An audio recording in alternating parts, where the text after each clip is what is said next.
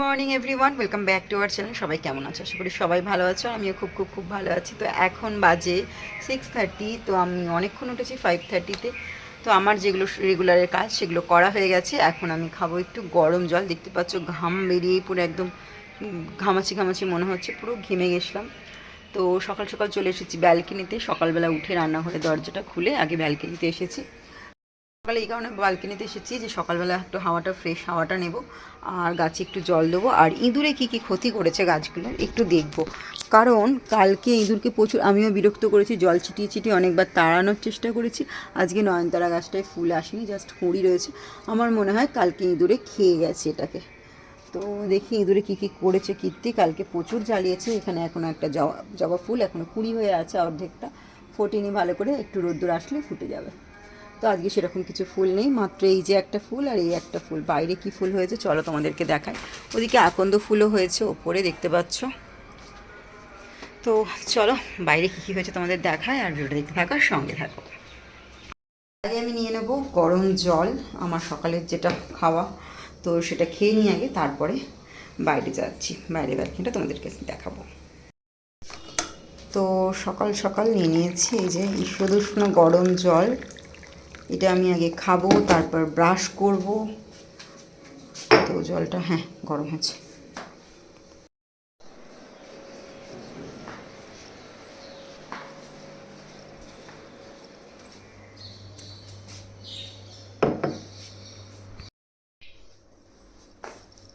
তো হচ্ছে আমার গরম জল।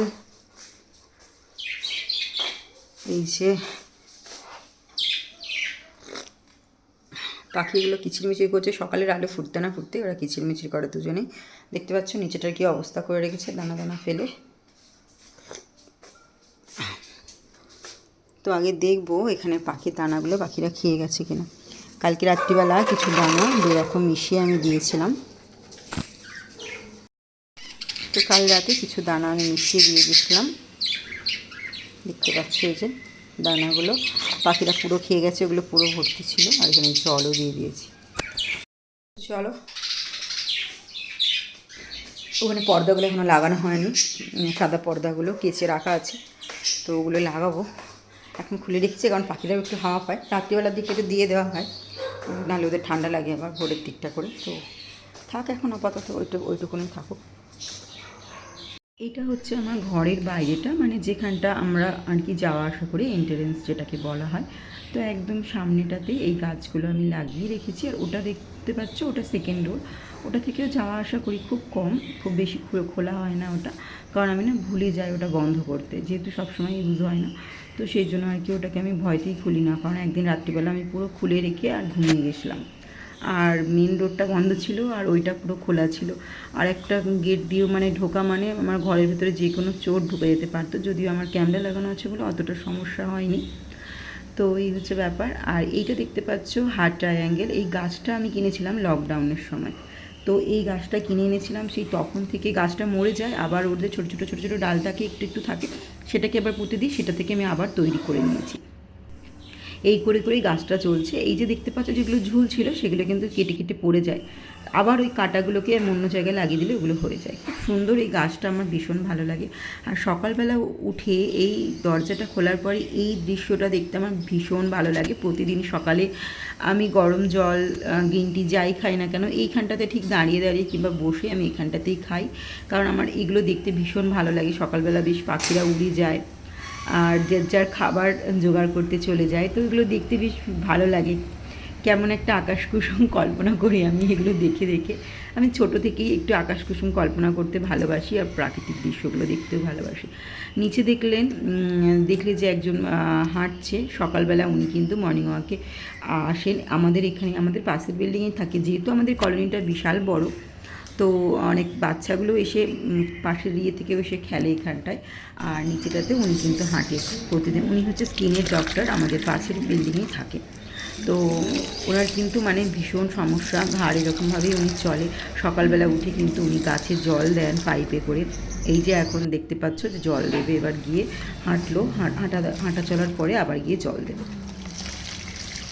প্রতিদিন সকালে আমি যখন গাছে জল দিই ওনাকেও দেখতে পাই উনি পাইপে করে জল দিচ্ছে, কারণ ওনার তো সম্ভব না। আর আমাদের এই বাইরেটাতে কোনো নলেজ সিস্টেম নেই, তো পাইপ অনেক বড় লাগিয়ে দিতে হবে, পাইপ দিলে নিচে জল পড়বে, গাড়ি থাকে আমাদের, তো সেই জন্য আমি মগে করেই জল দিই আর একটা বালতি করে জল নিয়ে আসি আর নিয়ে দিয়ে দিই। ভেতরের ব্যালকনিটাতে আমি পাইপ দিয়ে জল দিয়ে থাকি। তো এই যে দেখতে পাচ্ছ এত বড় বালতিটা, আমি এই বালতিটাতেই কিন্তু এক বালতি জল কী করি, বয়ে তো নিয়ে আসা যায় না, ওটাকে টেনে টেনে টেনে টেনে নিয়ে আসি ঘর থেকেও, আর চৌকার থেকে একটু তুলে খালি বার করে নিই। তারপরে এই যে সমস্ত গাছে দেখছো আমি প্রত্যেকটা গাছে জল দিই, কারণ এখন যেহেতু গরম পড়ে গেছে গাছের মাটিগুলো একদমই শুকনো হয়ে যায়, তার ফলে কী হয় না, গাছগুলো মরে মরে যায়, কেমন একটা হয়ে যায়। আর গাছের গোড়ায় যে ছোটো চারাগুলো আমি রেডি করি সেগুলোও কিন্তু নষ্ট হয়ে যায়।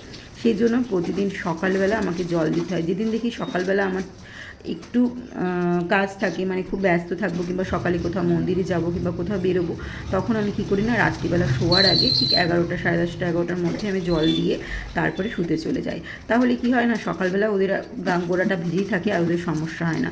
এরকম নয় যে ওদেরকে আমি জল দেবো না, কারণ দেখো আমাদের খিদে পেলে কিন্তু আমরাও নিজেরা খেয়ে নিই, একদিন কিন্তু খালি পেটে আমরা থাকতে পারি না, সেরকম গাছেদেরও কিন্তু জলটা দিতেই হয়, নাহলে গাছগুলো কিন্তু শুকিয়ে যায়। সেই জন্য আর কি এরকমভাবেই আমি জল দিয়ে থাকি। বড় যে টবগুলোই জল দিই সেগুলোতে না একদিন ছাড়া ছাড়াই দিই, কারণ বেশি যদি জল দেওয়া হয় গাছের গোড়া পচে যাবে। আর বড়ো টবগুলোতে নর্মালি জল থাকে অনেকটা, আমি আগে মাটিতে হাত দিয়ে দেখিনি যে ওটা ভিজে আছে না শুকনো আছে তারপরে। আর ছোটো টবগুলো না একদম খটখটে শুকনোই হয়ে যায়, কারণ বেশি তো জল থাকে না। সকালবেলা উঠে প্রতিদিনের মতন এই পাপোচগুলোকে আমি আগে তুলে নিই, তুলে ঝেড়ে আগে ভালো করে রেখে দিই, তারপরে আমি প্রত্যেকটা কাজ করে থাকি। তারপরে কারণ গাছে জল দেওয়ার পরে জলগুলো পড়বে আর পাপোচগুলো আমার ভিজে যাবে, তো সেই জন্য আগে ওগুলোকে ঝেড়ে নিই, এদিকের পাপোচগুলো তুলে দিই, তারপরে আমি গাছে জল দিই। তারপরে জল দেওয়ার পরে কিছুক্ষণ পরে দাঁড়াই আগে, যে জলগুলো পুরো ঝরে যায়, যেগুলো নিচে প্লেটস দেওয়া আছে সেগুলোতে তো সমস্যা হয় না। আর প্রত্যেকটা টবেই তো যেন ড্রেনেজ হোল করতেই হয়, না হলে গাছ মরে যায়। তো সেই জন্য আর কি সেই গাছের জলগুলো যেগুলো নিচে বেরিয়ে পড়ে সেগুলো জলগুলো আর কি আবার মুছে, আমি যেহেতু আমাকে বাইরে মুছতেই হবে, সদর দরজায় সবাই যেন মুছে। আর আমাদের যে বাইরে নিচে গেটটা, মেন গেটটা আমি যেহেতু সকালবেলা উঠি, তো আমি মগে করে জল ছুঁড়ে একদম নিচে দিয়ে দিই। 2-3 মগ জল ছুঁড়ে দিলে গেটের সামনে আমার বড় যেহেতু কাজে যায় সবারও ফার্স্টে, আমার মেয়েও স্কুলে যায়, সবার ফার্স্টে বেরোয়, তো সেহেতু আমাকে গেটে জলটা দিতে হয়। কারণ আমাদের বাঙালিদের একটা নিয়ম আছে, সকালবেলা চৌকাঠে জল দেওয়া, সদর দরজায় জল দেওয়া, এই নিয়মটা আছে। সবাই জানো কিনা জানি না, তবে আমরা ঘটি বাড়ির মেয়ে, আমরা একটু গেটে জল দেওয়া, সদর দরজায় জল দেওয়া, এইগুলো কিন্তু ছোটো থেকেই দেখে আসি, মা, ঠাকুমা, দিদিমা এরা সবাই করে থাকে, তো আমরাও সেই নিয়মগুলো মেনে চলি। এতে কি ভালো হয় খারাপ হয় জানি না, তবে হ্যাঁ নিয়মগুলো চলছে, এটা কুসংস্কার নয়, এটা হচ্ছে নিয়ম চলে, হয়তো কোনো কিছু ভালোর জন্যই হয়, তো সেই জন্য আমরাও দিয়ে থাকি। তো চলো, তোমাদের সাথে বকবক করতে করতে গাছগুলোতে জল দিয়ে দিলাম, তো এবার বাকি কাজগুলো আমি সেরে নিই ফটাফট করে। তো চলো ভিডিওটা দেখতে থাকো আর সঙ্গে থাকো।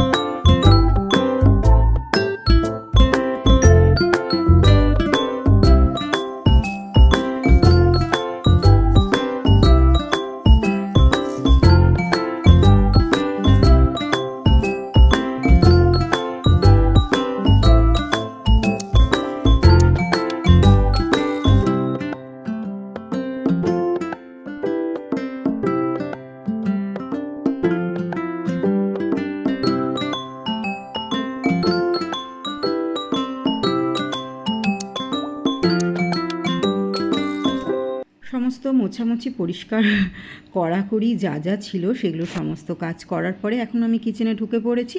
এখন হচ্ছে সকালের টিফিনটা হচ্ছে, সকালে হচ্ছে ডিম সেদ্ধ আর হচ্ছে আলু চচ্চড়ি। যদিও আমি এর মধ্যে দুটোর মধ্যে কোনোটাই খাবো না। আলু চচ্চড়ি দিয়ে মেয়ে আর বর দুজনে মুড়ি খাবে, আর ডিম সেদ্ধটা ওরা দুজনেই খাবে। আমি ডিম খাই না, কারণ আমার অ্যালার্জির সমস্যা, তো আমি প্রতিদিন খাই না। খুব শখ গেলে খুব আলে কালে খাই।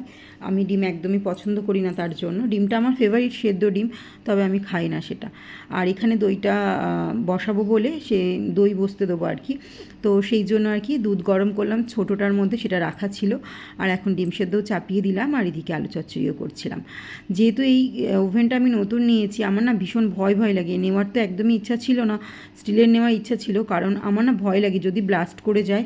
তো সেই জন্য না আমি একটা ভিজে টাওয়াল রেখে দিই, যার কারণে বারবার মুছতে হয়। ভিজে টাওয়ালটা রেখে আমি বারবার দেখি এটা গরম হয়ে গেল না তো, এটা গরম হয়ে গেল না তো, এই যা হয় আর কি, কোনো দিনও না ইউজ করলে যেটা হয় আর কি। তো আমি এটা কোনো দিনও ইউজ করিনি, আমি স্টিলেরটাই বরাবর ইউজ করি, কারণ আমি জল ঢেলে ফটাফট করে নিয়ে যাই, ফটাফট করে জল দিয়ে ধুয়ে নিতেই ভালোবাসি, সব জিনিসটা পরিষ্কার রাখতে পছন্দ করি। আর এটা না খুব ভালো করে পরিষ্কার করতে পারবো না, জল ঢালতে পারবো না, ভয় লাগছিল যদি ব্লাস্ট হয়ে যায় কিছু হয়। তো সেই জন্য আমি ভিজে একটা টাওয়াল রেখে দিই, ছোট্ট হাত টাওয়াল, তো সেটাকে দিয়েই বারবার মুছতে থাকি 4-5টা আর কি, যাতে এটা ঠান্ডা থাকে আর নোংরাটাও না ওর মধ্যে জমে। এই হচ্ছে ব্যাপার। আর ডিম সেদ্ধ করা হয়ে গেছে, মেয়ে করছে অনলাইন ক্লাস, তার জন্য ওর ডিমটা আমি এরকমভাবে কেটে দিলাম যাতে ওর খেতে সুবিধা হয়। তো ওকে এখন সোফা থেকে পাঠাবো আমি আমার ওই দোকানের যে ঘরটা থাকে, এক্সট্রা ঘরটা, তো সেই ছোটো ঘরটায় আমি ওকে পাঠাবো, কারণ খাইয়ে দিয়ে আগে তারপরে পাঠাবো, কারণ এই সোফার মধ্যে এখন নোংরা করবে না হলে।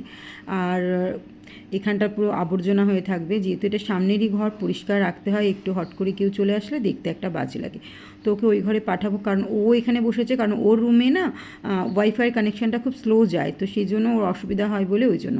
আমার দেখতে পাচ্ছ জামা কাপড় পুরো অর্ধেক ভিজে গেছে, কিছুটা ঘামে আর কিছুটা জল ছিটিয়ে। তো এখন আমি মুড়িটা ভালো করে মেখে নিচ্ছি, ওকে খাইয়ে দেবো টপাটপ করে। তারপরে, কারণ ওকে যদি আমি খেতে দিই, ও একটু খেতে ক্লাস করলে আর অর্ধেক খাবারটা পড়েই থাকবে, ও আর খাবে না। তো চলো ওকে ফটাফট করে খাইয়ে দেওয়া যাক, তারপর তোমাদের সাথে কথা বলি।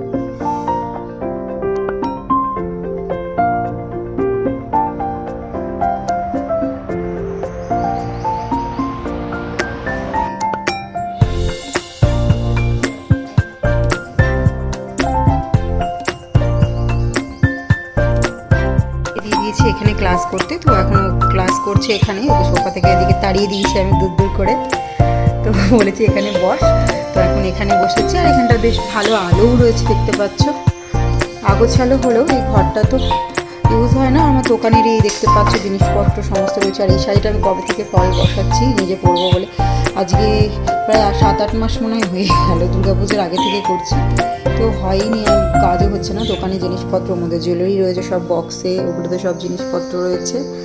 তো এই হচ্ছে ব্যাপার। আর ও এখানে করছে ক্লাস, আর এদিক ওদিক চাইছে। চলো আমি এখন মুছে নেবো, সোফাটাকে আগে ক্লিন করে নিই, তারপরে মুছবো। তোমরা ক্যামেরার ওপার থেকে দেখে ভাবো, বাহ ভালো করে তো গুছিয়ে রেখেছি, এভাবে যদি আমিও গুছিয়ে রাখতে পারি। কিন্তু হ্যাঁ, গুছানোটা এতটা সহজ সরল বলে কিছু নয়, কারণ এই গুছিয়ে রাখতে গেলে কিন্তু প্রচুর খাটনি থাকে এর পেছনে।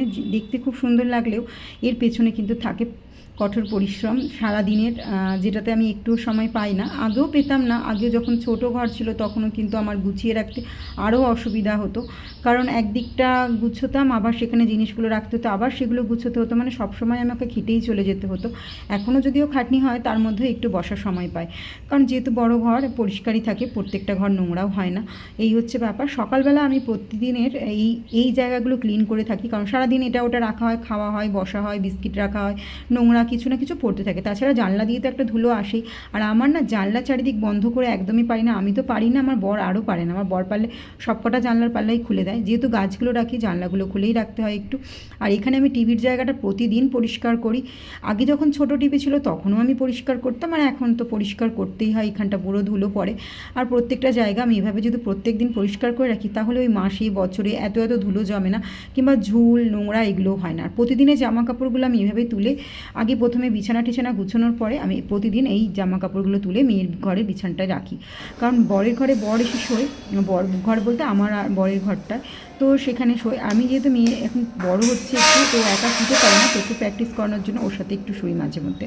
তো এই হচ্ছে ব্যাপার। কখনো কখনো আমরা তিনজনে একসাথেও শুই, এরকমও কোনো ব্যাপার নেই। সবার আমাদের স্বাধীনতা রয়েছে, আর আমার বর সবাইকে স্বাধীনতাটা দিয়ে রেখে দিয়েছে। সবার যেটা ইচ্ছে সেটা সে করতেই পারে অবশ্যই, তবে হ্যাঁ সেটা রুচি সম্মত হলে অবশ্যই সে রাজি হয়ে যায়।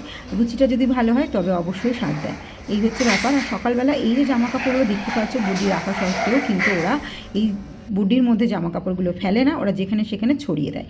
আর এই হচ্ছে আমার এক্সট্রা কাজ পড়ে যায়। এই যে দেখতে পাচ্ছ ঘরের মধ্যে এখনও একটা জামা পড়ে রয়েছে, যেটা আমিই খুলে ফেলেছি, ওরা নয়। তো এখানে হ্যাঙ্গারগুলো খালি করার পরে এক একটা হ্যাঙ্গার আমি জায়গা মতো রেখে দেবো, এরপরে কিন্তু আমি জামাগুলো শুকোতে দেবো। তো আগে মুছে নেবো এখানটা, নিচেটা মুছে নিয়েছি, হয়তো তোমাদের সাথে ভিডিওটা শেয়ার করা হয়নি, কারণ মুছে নেওয়ার পরে যদি হ্যাঙ্গারটা রাখা হয়, তারপরে একদম যখন পুরো ঘর মুছবো তখন আর আমার ওটা আলাদা করে মুছতে হয় না। তো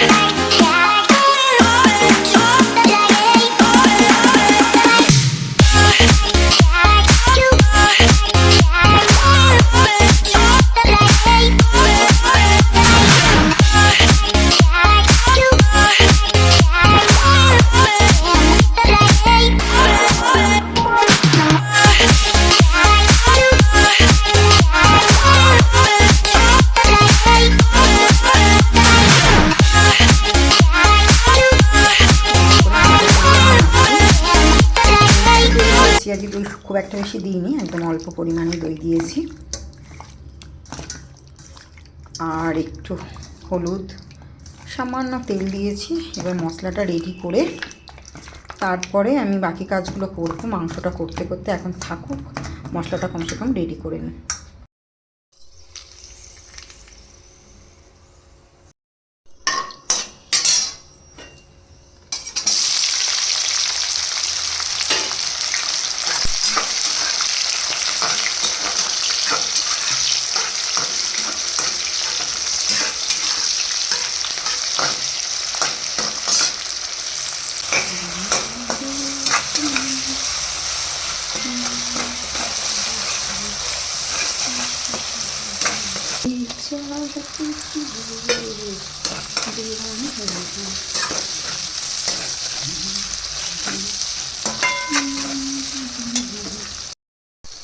তো এখানে মশলা সমস্ত রেডি হয়ে গেছে।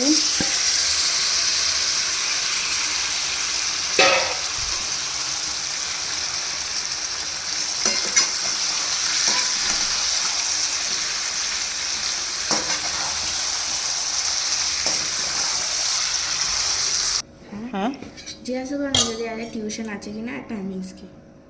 ঠিক আছে, দেখো আর ঠিক আছে। জিজ্ঞাসা নয়, কথাটা জিজ্ঞাসা। কি বলবে? জিজ্ঞাসা। কি বলবে? জিজ্ঞাসা। জিজ্ঞাসা, জিজ্ঞাসা না। ড্যাডি বলে জিয়াসা, না আমি বলি জিয়াসা। আমি কি করে জানি? তুমি কোথা থেকে শিখেছো এটা? আমি কি করে জানি? আমি যে জানি এটাই বলে যে না, জিয়াসা না, জিজ্ঞাসা। কি বলবে? জিজ্ঞাসা।